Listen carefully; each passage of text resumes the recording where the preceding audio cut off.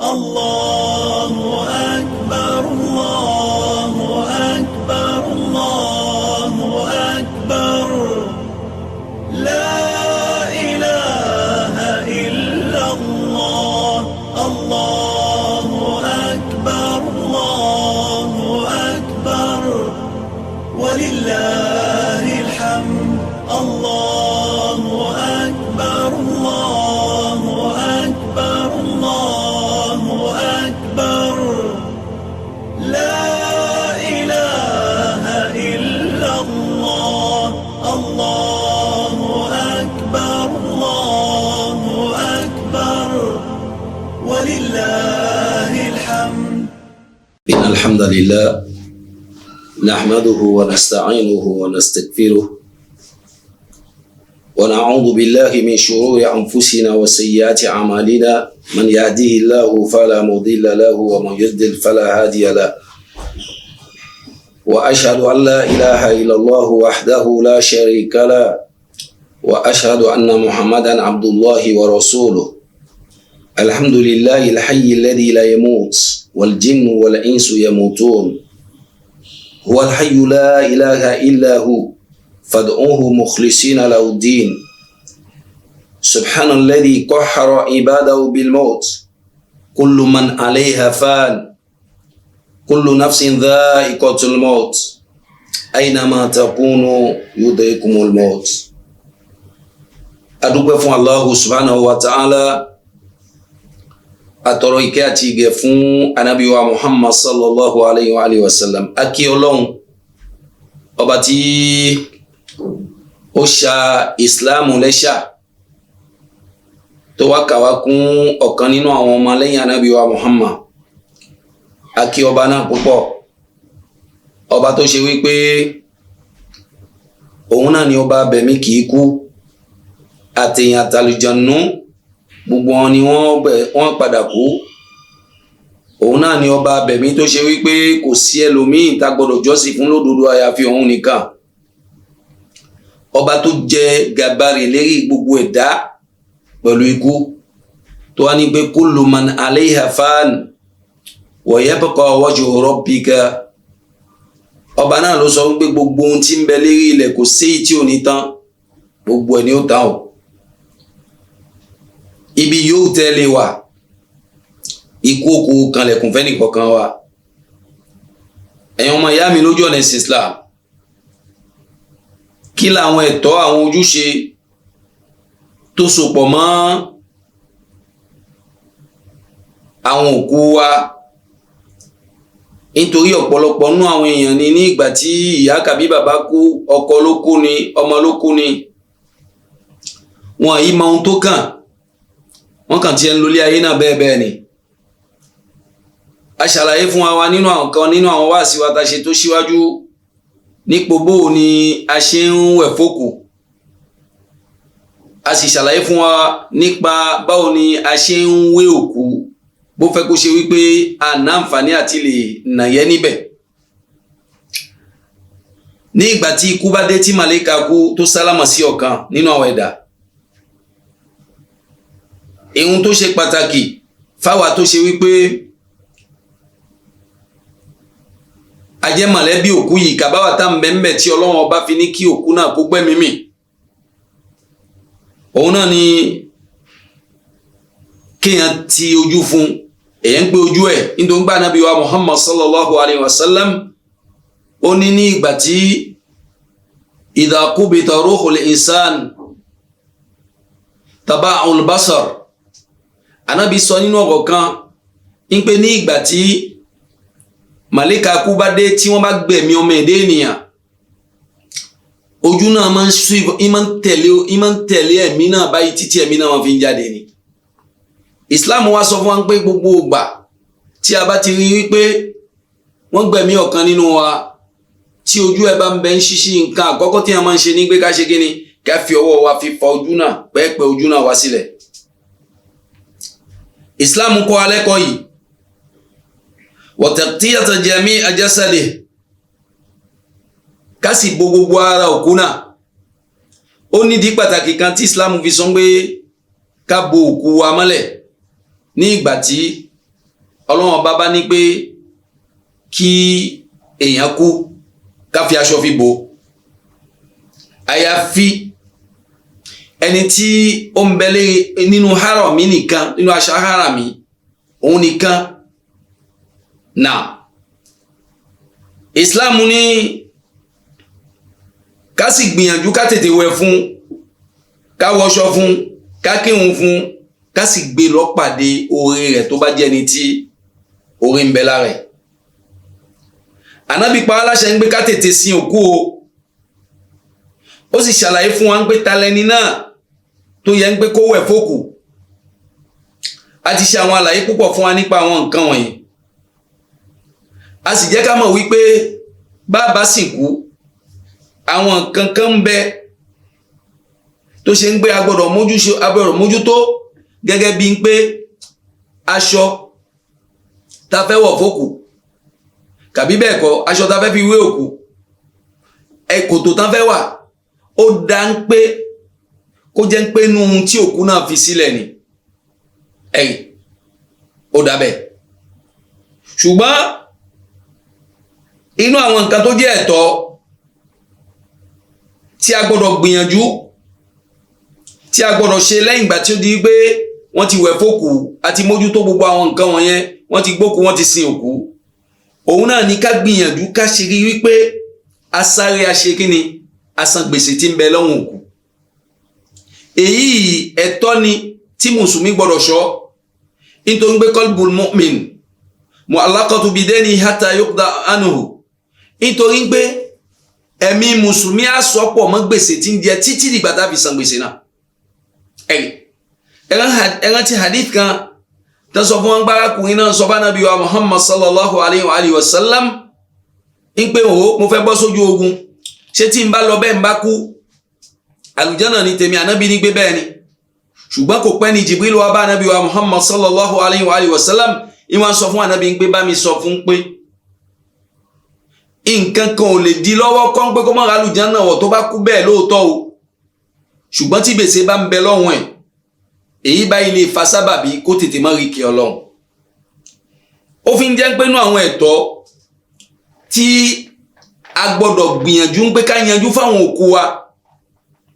ọ̀kan ní gbèsè jẹ́ inú ìlú wa yìí ihun táwọn èèyàn ń fi gbèsè dá lára sọ́hun òkú kò kéré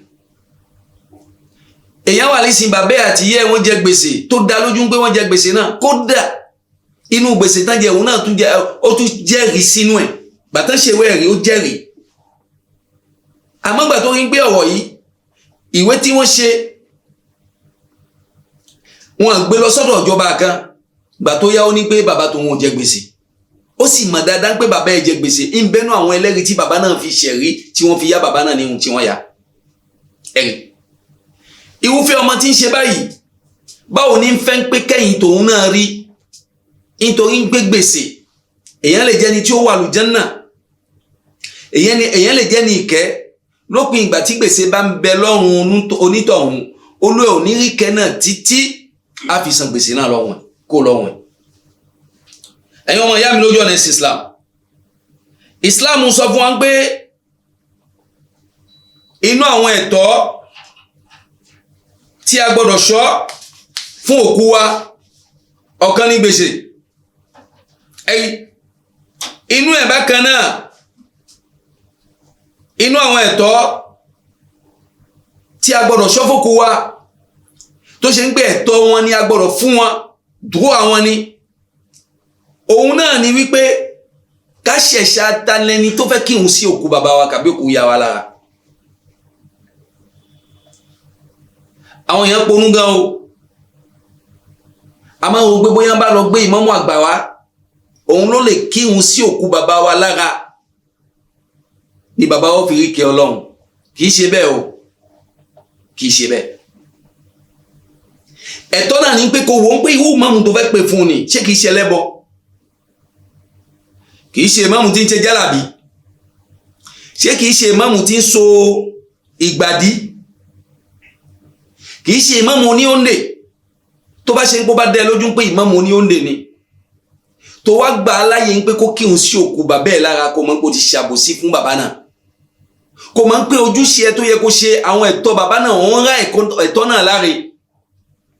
ó tó gbọ́dọ̀ gbìyànjú ń pé kó wọ́n pé tálẹ́ni náà ẹ̀rí tó fẹ́ ṣẹ̀ṣàgbóhun ni yóò kírun sókú bàbá ẹ̀ lára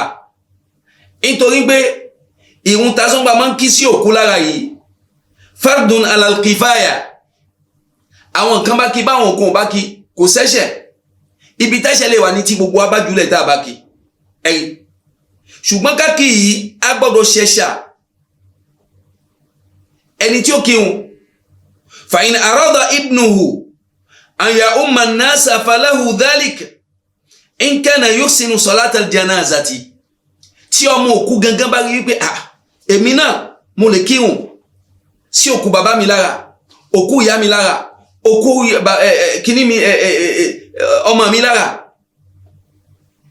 ọmọ òkú gangan ni kó kírun sókú bàbá ẹ̀ lára tó bá ṣe ń gbọ́ mọ̀ nípa ẹ̀ àmọ́ ọmọ mi ní àgbọ́yé ju ìmọ̀ mi tí ó ń gbé síwájú lọ ń gbé bàbá ni ó ní àgbọ́yé jù lọ tó ń ti gbẹ́ máa ń gbé náà àwọn bàbá ìmáàmù àgbà ni wọ́n gbé wà àìmọ́ ní àgbọ́yé kankan nínú Islam ni àwọn nǹkan wọ̀nyí a gbọ́dọ̀ máa ń gbé talẹ́ni tí a fẹ́ tẹ̀síwájú ń pé kó kí n sókò wà lá inú ẹ̀tọ́ òkú náà tí a gbọ́dọ̀ fún wọn ni thumma yahmiluhu wa yadfanuhu wa yatawalla idkhaluhu fi qabrihi lẹ́yìn náà ìwọ tó jọmọ òkú tó jẹ́ mọ̀lẹ́bí òkú ẹ̀yin náà ní kẹ́ gbókú yín ẹ̀yin náà ní kẹ́ bọ́ sínú sàárè kẹ́ fi sin òkú yín èyí ní fi ní ọlá fún inú àwọn ẹ̀tọ́ àwọn nǹkan gbẹ̀yìn tẹ́ fẹ́ ṣe fún bàbá yín nìyẹn àwọn nǹkan gbẹ̀yìn tẹ́ fẹ́ ṣe fún ìyá yín nìyẹn nǹkan gbẹ̀yìn tó fẹ́ ṣe fún ìyàwó ẹ̀ nìyẹn gbìyànjú kó ṣe àwọn èèyàn máa ń wò ń pé ẹ̀tọ́ òkú wa òun náà ní pé ká sin káyé mọ̀ kọ́hún sì tún mọ̀ àṣìṣe ni àṣìgbọ́yé ni èèwọ̀ ní Islam kọsẹ̀ ń pé ibi òkú káwá sọ pé a kó àwọn èèyàn jọ àwa ń fún wọn lóúnjẹ èèwọ̀ ní nínú Islam Ànábì wa Muhammad sallallahu alayhi wa sallam inú àwọn ọ̀rọ̀ kan tí wọ́n sọ fún wa pé a kọ̀ ń pé kí òkú ká kó àwọn èèyàn jọ ká sọ pé à ń sunkún arò kàbí bẹ́ẹ̀ kọ́ kó àwọn èèyàn jọ ká sọ pé à ń kíra wa rọ́jú ìwọ́jú yẹn ló ní sí ó ti di nǹkan tó ṣe wípé subhanallah ká tẹ̀lé òkú lọ sí tẹ́ inú ẹ̀tọ́ òkú ni Ànábì wa Muhammad sallallahu alayhi wa sallam ó ní ẹni tó bá tẹ̀lé òkú lọ sí tẹ́ títí wọ́n fi ṣe gíní wọ́n fi kírun sí lára wọ́n sì ṣe gíní wọ́n sì sin yóò gba kìrọ̀tàn yóò gba ẹ̀san ńláńlá tó dàbí òkè ńláńlá méjì ṣùgbọ́n àwọn èèyàn lónìí ṣé bí tó nǹkan la fi ń tẹ̀lé òkú lọ sí tẹ́ kì í ṣe tó ń kó jànà àwa àna pápá ń bẹnu àwọn olùmọ̀ pápá ò tó ń ṣe wẹ̀ ń gbé àna mi ló kú ẹ wá pọ̀ fikún kì í ṣe ń gbé káwọn èèyàn pọ̀ kan fi kírun àmọ́ kan fi sọ pé àwọn àna náà wọ́n dáná gan wọ́n pọ̀ gan ni o ẹ̀yin àna tẹ́ lọ yẹn ṣe lọ́n torí tọ́lọ́hún ni kàbí ẹ lọ́n torí pé mùsùlùmí ló kú ni kàbí ẹ lọ́n torí pé ó jànà yín ẹ tó àníyàn yín ṣe kẹ́ máa ń pé kíní yìí ihun ta fi ń gba ládàá ni lọ́dọ̀ Allah subhanahu wa ta'ala bàtọ́ sì jẹ́ pé ihun ta fi ń gba ládàá ni a gbọ́dọ̀ ṣe gẹ́gẹ́ bí tí Ọlọ́run bá ṣe fi rán Ànábì wa Muhammad sallallahu alayhi wa sallam kì í ṣe wọ̀ ní pé kànáà kó lọ sí ibi òkú ṣùgbọ́n kì í ṣe ọ̀ranyàn ní pé kí àná kó sì tún lọ àná kan ò bá wá kò gbọ́dọ̀ fàbínú mọ́nú ìṣesí tó wà lásìkò tí ìyá yín kú kàbí bàbá yín kú mọ́nú ìṣesí tó wà ìṣesí yẹn ń gbà míì ó lè di ìjìyà fókù yín torí pé kí ni gbàtẹ́yìn ń fẹ́ pé káwọn èèyàn kan pọ̀ níbẹ̀ tẹ́ ń fẹ́ pé pípọ̀ náà kì í ṣe pé ká fi kí wọn káwọn ìfisàn gbé lágbájá àwọn àná pọ̀ ibi táwọn èèyàn púpọ̀ sí ẹ̀ǹjàmá òun náà ní pé gbàtà bá fẹ́ kí wọn sókù lára èèyàn bá pọ̀ tí sáfù pọ̀ ládàá ìkẹ́ni máa ń padà jẹ́ fókù àmọ́ gbogbo yòókù báńsá ni kò wúlò kò ní túmọ̀ kan kárí mi ni débi wípé ní ìgbà tá a bá fẹ́ àsìkò àwọn èèyàn máa ń gbé tá a bá dé kóńkó yẹn ká pín pàtẹ́ ká pín sandwich ká pín àti bẹ́ẹ̀ lọ èèyàn ń ṣe dáadáa fókò ni ẹ̀ ṣe dáadáa fókò Ànábì wa Muhammad sallallahu alayhi wa sallam àwọn olùmọ̀ ń sọ fún wa yukra'u li ahli al-mayyit an yasna'u at-ta'ama lin-nas akọ̀ fáwọn ẹni tó ṣe ń gbé ọ̀fọ́ṣẹ̀ èèwọ̀ ni akórira ẹ̀ ń pé kán ṣe oúnjẹ fáwọn èèyàn nítorí pé bàbá wọn ìyá wọn kú wa hazihi karahatu tahrimiyya èèwọ̀ ni wa jam'u an-nas ala al-azah wa sunu at-ta'ami niyaha wa ithmun káwọn èèyàn tó wá kójọ ń pé à ń kí àwọn èèyàn pé kú rọ́jú léyìí tó ṣe wípé kò ní ìlànà kan lọ́dọ̀ Islam ẹ jẹ́ ká sákùn gbogbo àwọn nǹkan yẹn ìmọ̀ ń bẹ́nu nǹkan tó lè fa ìyà fókù ẹ jẹ́ ká ṣọ́ ibẹ̀ dáadáa àwọn òkú wa a gbọ́dọ̀ ṣọ́ àwọn nǹkan tó ṣe wípé inú àwọn ẹ̀tọ́ wọn ní pé ká ṣọ́ nǹkan tó ṣe wípé ó lè fa ìjìyà fún wọn kàbí ó lè fa ń pé kọ́lọ́wọ́n bá wá gbé wọn dúró ń pé ẹ máa rojọ́ nítorí pé mélòó nú àwọn ìyá wa náà ṣe wàsíyà kalẹ̀ náà sọ àsọ́lẹ̀ kalẹ̀ òkú tí ò bá sọ àsọ́lẹ̀ kalẹ̀ tán wá ń ṣe òkú ẹ̀ báṣubàṣu yóò rojú ẹ̀ lálẹ́ kíá máa ń tó ń pé wọ́n bí ń pé báwo ló ṣe kọ́ àwọn ọmọ ẹ̀ sí àwọn tó ń jẹ́ àwọn ẹni ire tí wọ́n ṣíwájú wọn a máa mójútó àwọn ọmọ wọn ní ìgbà tí wọ́n bẹ́ láyé ń pè ǹjẹ́ àwọn ọmọ náà wọ́n ń tún ayé ìta wọn ṣe táwọn bá tún wá kúbù ṣe ǹjẹ́ wọ́n tún àlìkíyàmọ̀ táwọn ṣe am kuntum shuhada idh hadara Ya'qub al-maut idh qala li banihi ma ta'buduna min ba'di ọlọ́run ọba ní ẹwọ ọjọ́ yẹn ní ìgbà tí Ya'qub tó pé àwọn ọmọ ẹ̀jọ́ ń sọ fún pé tí ń bá kú tàlẹ́ni tẹ́fẹ́ jọ́sìn fún lẹ́yìn mi tàlẹ́ni tẹ́fẹ́ tẹ̀lé lẹ́yìn mi àwọn ọmọ sì ń sọ fún lẹ́ẹ̀kan náà pé ọlọ́run ọba rẹ tó fi ọ̀dàní tó gbé wa sí ìlànà náà òun la fẹ́ tẹ̀lé mélòó nù ìyá ní í ṣe bẹ́ẹ̀ mélòó nù bàbá ní í ṣe bẹ́ẹ̀ ẹ̀yin ọmọ tí àwọn bàbá ò bá wa ṣe tọ́ba yín bàbá nífẹ̀ẹ́ àwọn bàbá wa nífẹ̀ẹ́ àwọn ìyá wa lóòótọ́ gbogbo àwọn nǹkan tá ń kà yín pé ẹ̀tọ́ wọn ni inú ẹ̀tọ́ wọn ní ń bẹ a gbọ́dọ̀ gbìyànjú nígbè ká ṣe kí ni ká mójútó ẹ̀yìn inú àwọn nǹkan tí a gbọ́dọ̀ rí gbà wa ta jẹ́ òkú àwa ta jẹ́ mọ̀lẹ́bí òkú a gbọ́dọ̀ ṣọ́ àkọ́kọ́ òun náà ni as-sabru wa ridha bil qadar ẹ̀tọ́ òkú ni èyàn gbọ́dọ̀ gba sùúrù kó gbé sùúrù jẹ kó sì gbà fún kádàrá ẹ̀rí nítorí pé man kana li nafsin an tamuta illa bi idnillahi kitaba muajjala ìyá ẹ̀kú kàbí bàbá ẹ̀kú kí ló ń wá káàkiri èyàn ṣàṣì náà fi kú subhanallah kẹgbà fọlọ́hun ìgbà yẹn náà láwa gbé subhanallah àṣìdá ló ṣe fi kú ọ̀nà olè yẹn gbà tí ò fi kú èyàn mú mi ó kú èyàn rẹ́rìn ó kú inú bínú náà lẹ́lòmí gbà fi lọ alìkíyàmà kò sí èyí tí ìṣekú lọ́dọ̀ Allah subhanahu wa ta'ala ọlọ́run bá ní man kana li nafsin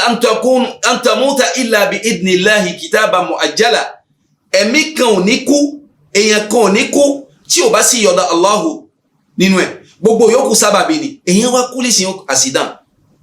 ẹ wá lọ pe àwọn olóòṣà subhanallah ẹ pe àwọn olóòṣà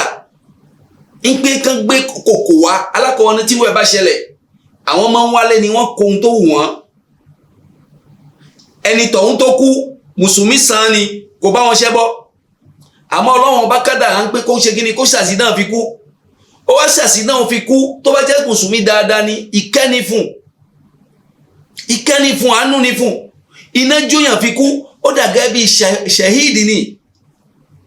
èyàn mú mi ó bọ́ sómi ó fi kú gbogbo àwọn nǹkan wọ̀nyẹn kò tí ì fa wàhálà tá à ń gbà fáwọn èèyàn pé káwọn ṣe àwa mùsùlùmí yìí wọ́n ní téèyàn bá kú sómi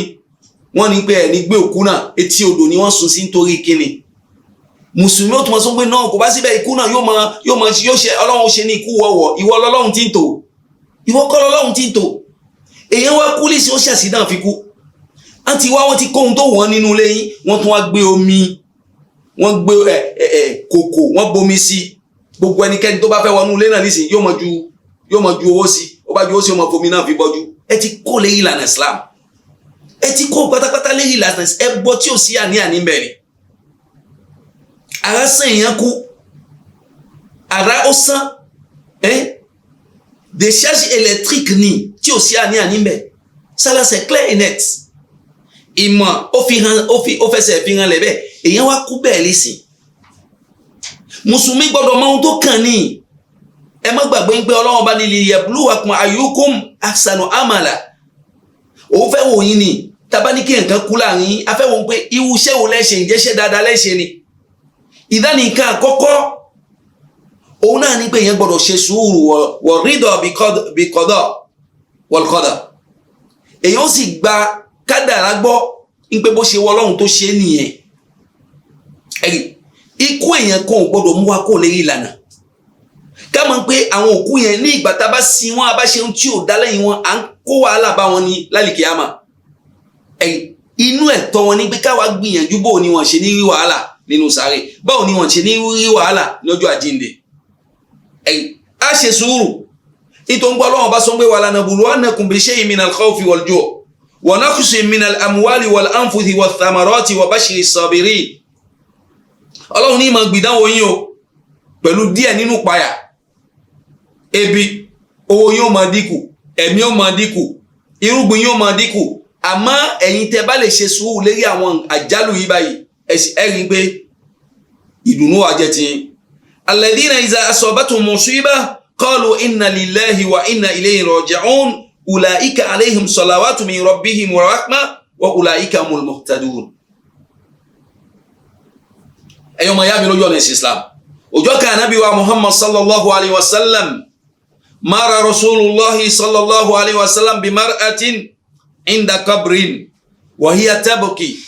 Ànábì kọjá ńjọ́ kan ó kọjá ńjọ́ kan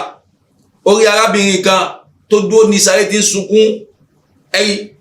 Ànábì wa sọ pé ittaqillaha wasbiri bẹ̀wò Ọlọ́run ọba kó sì mú sùúrù jẹ́ ó sọ bá Nábì ngi ilayka anni jìnnà sí mi fa innaka lam tusab bi musibati nítorí ìwà àdánwò tó kàn mí òkú tí ìkẹ́ ló fi mà ẹ̀rí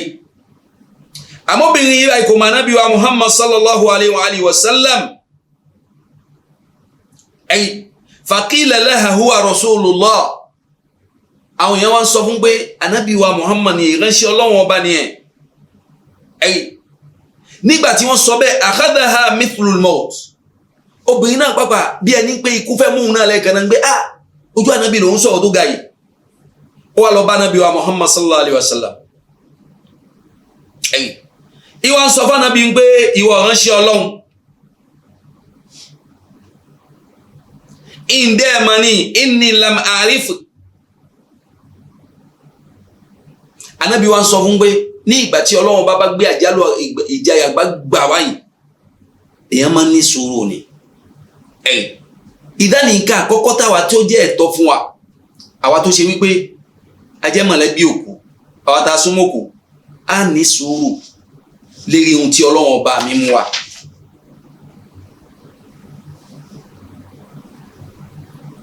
inú ẹ̀ bákan náà Ànábì wa Muhammad sallallahu alaihi wasallam ó tún ṣe àlàyé mi fún wa ó tún fi ẹsẹ̀ wa lẹ́nà mi léyìí tó ṣe ń gbé yóò jẹ́ ká mọ̀ bó ló ṣe yẹ ká ṣe èyàn gbọ́dọ̀ gbìyànjú kí èyàn jìnnà sáwọn nǹkan kan láwọn nǹkan tó ṣe ń gbọ́mọ́ ṣe lásìkò àìmọ̀kan gẹ́gẹ́ bí ká máa sunkún arò ká máa jẹra mọ́lẹ̀ mo délé ibú ni o mo ṣe gbá gbogbo àwọn nǹkan yẹn ń kó wàhálà bókù ni àwọn nǹkan yẹn tí wọ́n ń kó wàhálà bókù ni mùsùlùmí gbọ́dọ̀ gbìyànjú pé kó ṣọ́ kò bá síbẹ̀ àwọn ẹ̀tọ́ tó yẹ kó fókù ẹ̀ ó ti ń rá àwọn ẹ̀tọ́ náà láre kí Allah subhanahu wa ta'ala kókó wa máa ṣe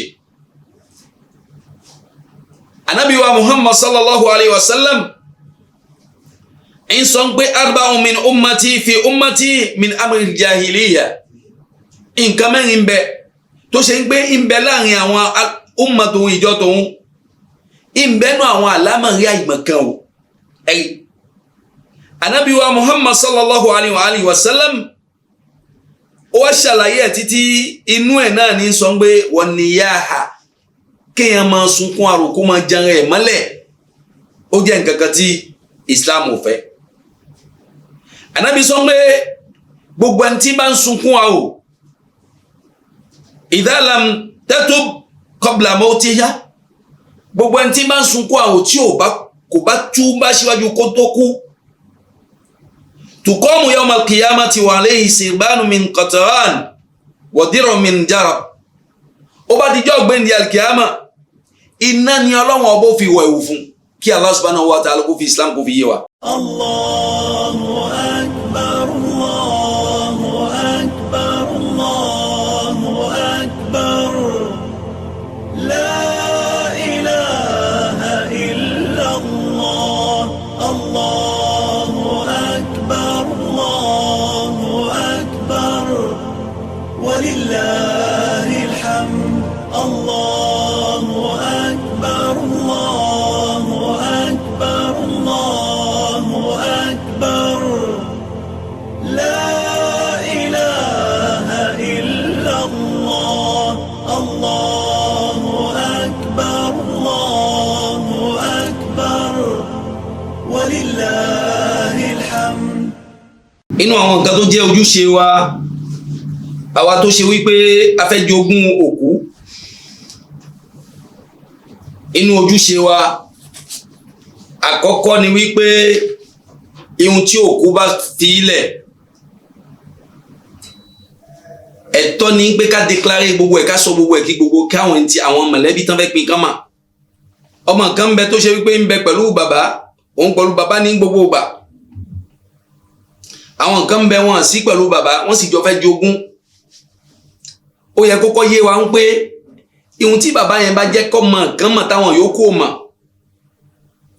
ọmọ yẹn gbọ́dọ̀ gbìyànjú kó ṣàlàyé ẹ̀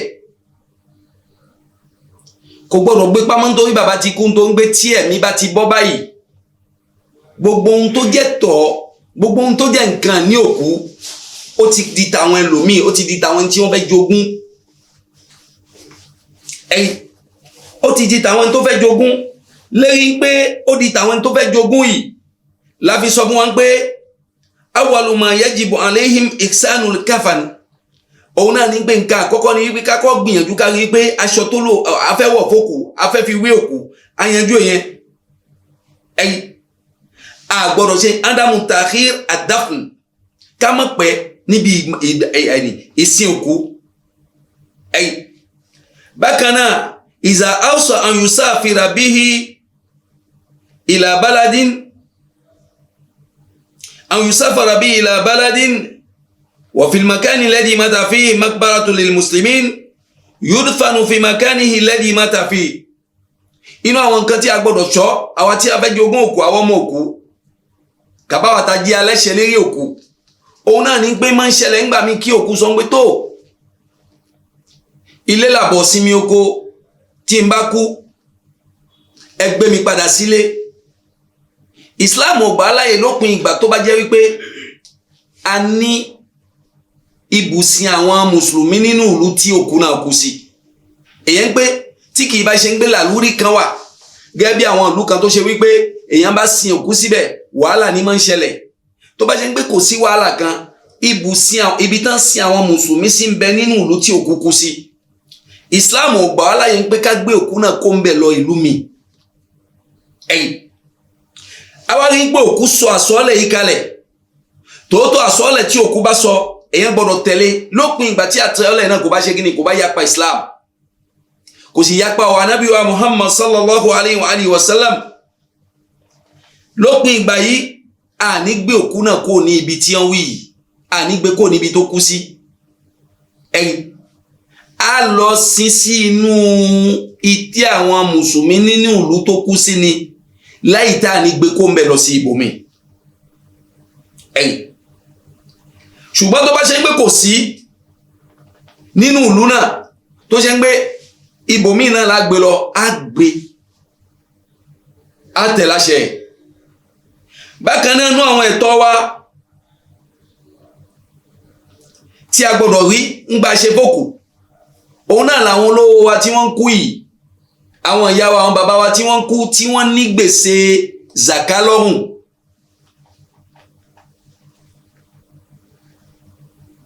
wọ́n ní gbèsè zaka lọ́rùn. àwa tá gbọ́dọ̀ mọ òkú a gbọ́dọ̀ gbìyànjú pé ká yọ fún wọn ni o.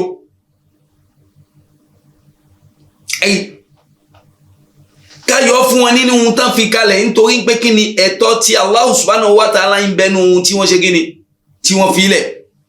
látàrí bẹ́ẹ̀ á yọ zaka yẹn nítorí àwọn ẹ̀tọ́ Ọlọ́run nìyẹn kó tó ní gbé kí ni á sọ pé a fẹ́ pín ogún. inú ẹ̀ bákan náà òkú tó ṣe ń gbé ó wà nínú Ramadan, ó wà nínú oṣù Ramadan, ń bẹ lálàáfíà, ó gbàwẹ̀ gbà tó yá ní àárẹ̀ díẹ̀ kan dé, ní àárẹ̀ tó ṣe wípé òun náà ń rò ń pé tí àárẹ̀ yìí báyìí ó bá ṣe jọ́ méjì jọ́ mẹ́ta kan yóò fòun lẹ̀, òun tún bẹ̀rẹ̀ sí ní máa gbàwẹ̀ tòun lẹ́yìn Ramadan òun padà wá san àwẹ̀ náà. ó wá ṣàlẹ̀ ń pé ó fi àwẹ̀ náà lẹ̀ fún ìjọ́ méjì ìjọ́ mẹ́ta lẹ́ni tó ní èrò wípé tí Ọlọ́run bá fún un ní àlàáfíà òun padà wá gba àwẹ̀ náà. ó wá ṣẹlẹ̀ ń pé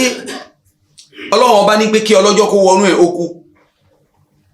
àwa ọmọ tán fi sílẹ̀ inú ojúṣe wa àti ọ̀ranyàn wa lérí bàbá wa kàbí ìyá wa tó kú, òun náà ní pé àwọn ọjọ́ bíi méjì mẹ́ta tó gbà tó filẹ̀ tí ó gbà tó sì ń bẹ láyé nì tó fi ń ṣe àárẹ̀ nì a gbọ́dọ̀ san. yàtọ̀ sí àwọn ọjọ́ tó ṣe ń gbé lẹ́yìn ìgbà tó kú Ramadan ò tí ì tán, àwọn ọjọ́ tó wá lẹ́yìn èyàn kò sí sísan mẹ́ni tó ń gbé Ramadan wà ní kò sí láyé ní ìgbà yẹn gbogbo. àwọn nǹkan yìí ó jẹ́ ẹ̀tọ́ kan tó ṣe ń gbé a gbọ́dọ̀ ṣọ́, nítorí hadisi tí arákùnrin kan lọ bá Ànábì wa Muhammad sallallahu alayhi wa sallam tí ń sọ fún Ànábì pé ya Rasulullah inna ummi matat wa alayha sawmu shahr. ń sọ bá Ànábì pé ìwọ ránṣẹ́ Ọlọ́run, ìyá mi kú àwẹ̀ oṣù sì ń bẹ lérí ẹ̀, àfàdíhì anha ṣé mi ń gba àwẹ̀ náà láyé ẹ̀ ni. Ànábì wa Muhammad sallallahu alayhi wa sallam ó ní naam dainullahi ahaqqu an yuqda. Ànábì ní pé gbèsè tí Allah subhanahu wa ta'ala òun ló fi ní ẹ̀tọ́ sí yun pé kéèyàn tètè yanjú kó níbẹ̀. nítorí ẹ̀yin ọmọ tí bàbá yín kú kàbí ìyá yín kú tí wọ́n jẹ gbèsè oṣù Ramadan tó sì jẹ́ pé wọ́n ń bẹ lálàáfíà, yàtọ̀ sí ẹni tó ṣe wípé àsìkò tí wọ́n ń gbà àárẹ̀ tí ń ṣe àti mọ̀ ń gbà àárẹ̀ yìí ikú náà ni ó padà wá gbẹ̀yìn ọ̀tọ̀ lẹ́yìn eléyìí ọmọ ṣe fóúnjẹ fi ṣe pàṣípàrọ̀. ṣùgbọ́n ẹni tó ṣe wípé àárẹ̀ tiẹ̀ àwọn ń pé ó lè rí ìwòsàn ní ìgbà tí ọjọ́ díẹ̀ bá lọ lérí ẹ̀ tá gbìyànjú fún tọ́lọ́wọ́n bá wá kádà ń pé imọ́ ń bá bẹ́ẹ̀ ó lọ sálì kíámà, ìsìláàmù sọ wípé á padà san fún. Ànábì wa Muhammad sallallahu alayhi wa sallam nínú hadith kan tí Aisha gbà fún alọ́dọ̀ rẹ̀ ó ní man mata wa alayhi shiyamu sọ́ọ́mà anhu waliyu. ẹnikẹ́ni tó bá kú tí gbèsè àwẹ̀ ń bẹ lérí ẹ̀ wàlíyù ẹ gbọ́dọ̀ ṣe kí ni ó gbọ́dọ̀ san fún. gẹ́gẹ́ bẹ́ẹ̀ náà ni hajj, gẹ́gẹ́ bẹ́ẹ̀ náà ni hajj. arákùnrin kan tó lọ bá Ànábì wa Muhammad sallallahu alayhi wa sallam tí sọ fún Ànábì pé inna abi mata wa lam yahuj afa ahujja anhu. bàbá mi kú kò ṣe hajj, ǹjẹ́ mi ń ṣe hajj náà láyé? Ànábì sọ pé ara'ayta law kana ala abika daynun akunta qadi? Qala na'am. Ànábì sọ pé fadaynullahi ahaq. Ànábì sọ fún pé ǹjẹ́ bí gbèsè bá ń bẹ lọ́hùn bàbá ẹ̀ torí kó lè tiẹ̀ lójú, gbèsè ń bẹ lọ́hùn bàbá ẹ̀ yàtọ̀ sáwọn ẹlòmíì tí wọ́n ní tìjú o, àwọn ẹlòmíì wà nínú bàbá ló jẹ gbèsè kò sí tó kàn wá, àwọn èèyàn wà tí bàbá wọn jẹ gbèsè lọ sálì kíámà dípò ń pé kán san gbèsè náà wọ́n tún ṣe fáàrí wọ́n sì ń jó lágbo káàkiri, bàbá sì jẹ gbèsè. ó jẹ́ àwọn ìṣesí kan tó ń gbé ó bu jáì fún mùsùlùmí tá gbọ́dọ̀ bá lọ́wọ́ mùsùlùmí. Gbogbo ọmọ tó bá ń fẹ́ ń pé kí àtúbọ̀tán tòun dá kọ́lá tòun kó dùn kó ń sì ọmọ rẹ̀ fi sẹ́yìn ó gbọ́dọ̀ tóyìn bàbá àti ìyá ẹ̀ṣẹ̀ ni. Ànábì wa Muhammad sallallahu alayhi wa sallam ń sọ fún sàábé náà pé ǹjẹ́ tí gbèsè bá ń bẹ lọ́hùn bàbá ẹ̀ ó bá san kàbọ̀ ní bá san. Sàábé náà sọ fún pé òun san. Ànábì sọ wọ́n bá jẹ́ bẹ́ẹ̀ tọ́lọ́hùn ọba ló nẹ́tọ̀ ń pé kéèyàn san jù. Ẹ̀yin ọmọ ìyá mi lójú ọ̀nà ẹ̀sìn Islam, àwọn nǹkan tí ń jẹ́ ẹ̀tọ́ àti ojúṣe wa tá gbọ́dọ̀ ṣe fóun òkú wa ihun tó pọ̀ jáì ni. tá bá wọnú ogún lísìn, inú ogún ẹ wo wàhálà tí ogún dálẹ̀. Ogún ọmọ mi wọ́n ti rán lọ ìjọ tí ó dé àmọ́ omi ò tiẹ̀ fẹ́ dé ó dàlìkì àmọ́ nítorí ogún bàbá àti yẹ Ọlọ́run bá ní alladhina ya'kuluna amwala al-yatama dhulman innama ya'kuluna fi butunihim nara fasayaslawna sa'ira. Ẹ̀yin tẹ́ kógun ológun dání, àwọn ọmọ ti dàgbà wọ́n ti tójú bọ́, kì í sì ṣe ń gbé wọ́n yọ òpè àmọ́ ẹ máa ń sọ ẹgbẹ́ ogún wọn dání pé kí ló dé. Ogún yìí ṣe nǹkan tí ẹ máa ń gbé dání bẹ́ẹ̀. Ẹ̀tọ́ ẹ̀yin òkú ṣe nítorí pé gbogbo ẹni tó bá tẹ̀yìn ẹ̀gbẹ́ ìkàbá bú ẹ̀ ṣe. Ẹni tó fi ọmọ lẹ̀ fún ẹ, ó fi ìyàwó lẹ̀ fún ẹ, táwa kó àwọn olú ẹ̀ sínú ìnira tá a jẹ́ kí wọ́n rí ìgbádùn tí bàbá wọn sì fi nǹkan sílẹ̀ fún wọn. Ó dájú wípé àwa náà ní èèyàn rí fẹ̀yìnsílẹ̀ fún wọn. Èyàn náà ní túmọ̀ ọ̀rọ̀ ànábì wa Ọlọ́run ọba tó sọ fún ànábì wa Muhammad sallallahu alayhi wa sallam waliyakhsha alladhina law taraku min khalfihim dhurriyatan di'afan khafu alayhi waliyattaqullah. Gbogbo ẹni tó bá máa ń pé òun fi àwọn ọmọdé ọmọ lẹ̀, òun fi ọmọ ọmọ lẹ̀, òun fi ọmọ lẹ̀ tó ṣe pé wọn ní agbára kan ní ìgbà tóun ò bá ṣe kíni, òun ò bá sí má. Kóun náà kó gbìyànjú kó rí wípé òun mójútó ohun tí òkú fi sílẹ̀ fóun. Nítorí tó bá mójútó ohun tí òkú fi sílẹ̀, ìwọ náà réyàn rẹ̀ fi ẹ̀yìn sílẹ̀ fún. Owó ọmọ òrukàn kì í ṣe ohun tí a máa ń jẹ. Ẹ̀yin ẹ̀gbọ́n òkú, àbúrò òkú, ọmọ òkú tó ṣe wípé ó bímọ, ó ní ọmọ ọkùnrin, ó gbọ́dọ̀ yé wa pé kò sí nǹkan tá fẹ́ jẹ nínú ogún ẹ̀. Ẹ̀tọ́ yín ẹ̀ ṣe, ẹ fà àwọn ọmọ òkú mọ́ra. Ana wa kafilu yatim kahataini fil janna náà l'Ànábì sọ. Ànábì ní èmi àtẹ̀ntì ń fa ọmọ òrukàn mọ́ra báyìí lèmi àti àjọ wa náà gba àlùjánnà. Bonus ni ìkẹ́ni Ọlọ́run bá fi ṣe fún wa. Ọlọ́run bá bá ní kí nǹkan kú síwájú yẹn kan ká lè ta rẹ̀ ká fi rí ìkẹ́ni.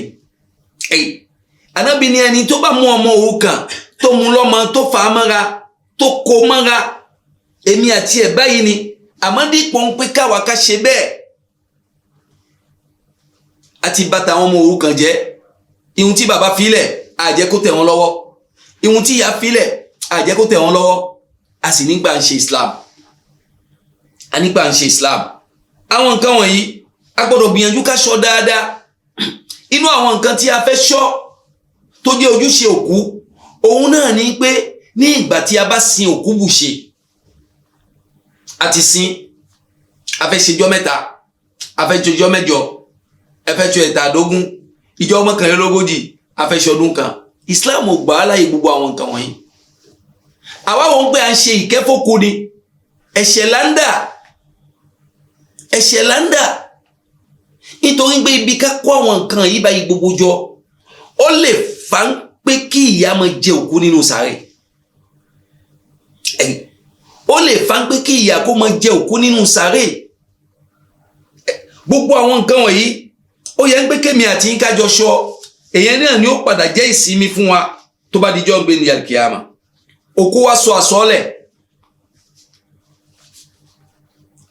òkú, ihun tí òkú bá sọ gẹ́gẹ́ bí àsọ́lẹ̀,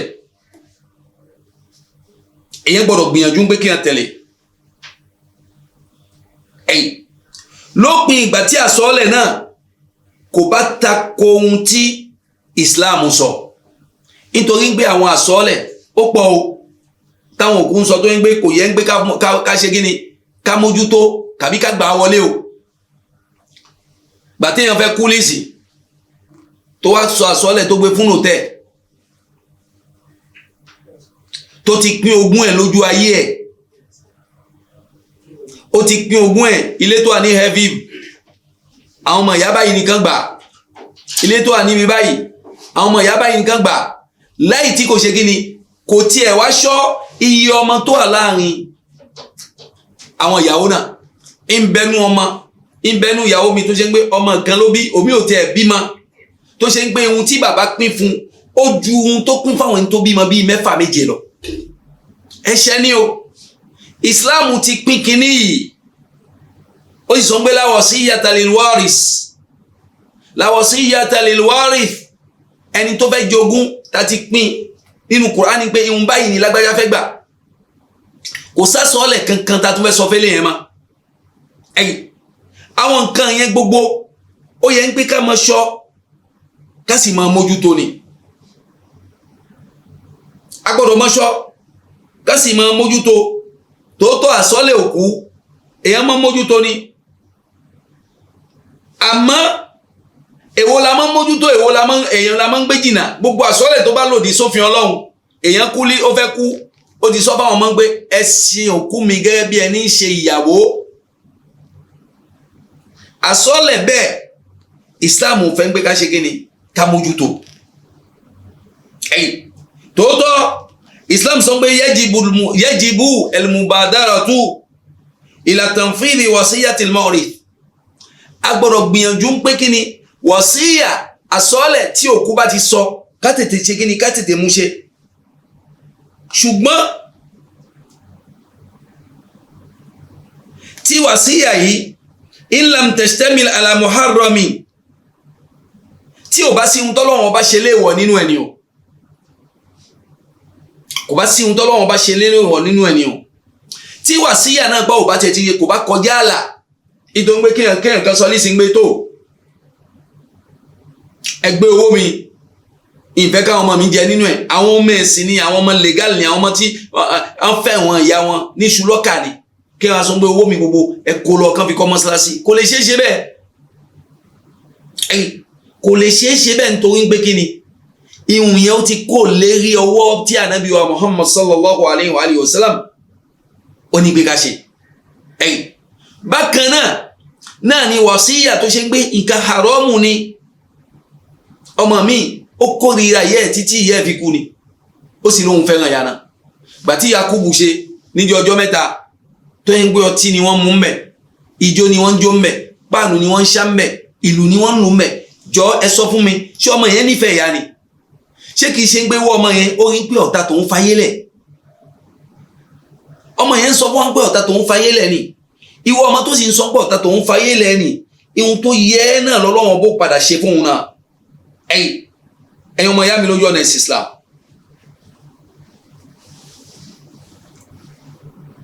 inú àwọn nǹkan tí àwọn òkú wa ó tún ní ó fẹ́ Islam fẹ́ gbé ká ṣe, òun náà ni ad-du'a lil mayit,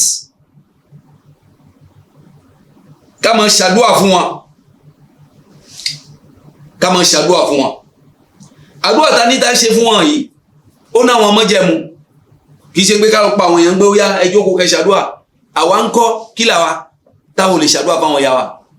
ká má gbàgbé ń gbà àwọn ìyá ìṣe wàhálà, àwọn bàbá ìṣe wàhálà, àwọn ọkọ ìṣe wàhálà, àwọn ìyàwó ìṣe wàhálà fún wa kí ayé wa lè fi dùn. àwa náà ní ká fẹnu wa báyìí ká máa ṣàdúà fún wọn. àdúà téèyàn bá ń ṣe tó ṣe wípé o ò ṣe bìlìmùkọ́ bìlì ń gbé òun ń gbé lágbájá bá ṣe fún lísì, mo fẹ́ gba nǹkan kan lọ́wọ́ ẹ̀. àdúà yẹn máa ń lọ tààràtà ni, kò sí nǹkan kan tí ìmọ̀ ń díwọ̀ ẹ̀, ìmọ̀ ń di lọ́wọ́, ìmọ̀ ń dàdúró.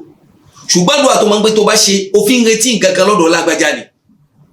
tó wá ṣe àdúà náà tí lágbájá náà bá fún ẹ ní nǹkan náà léyìí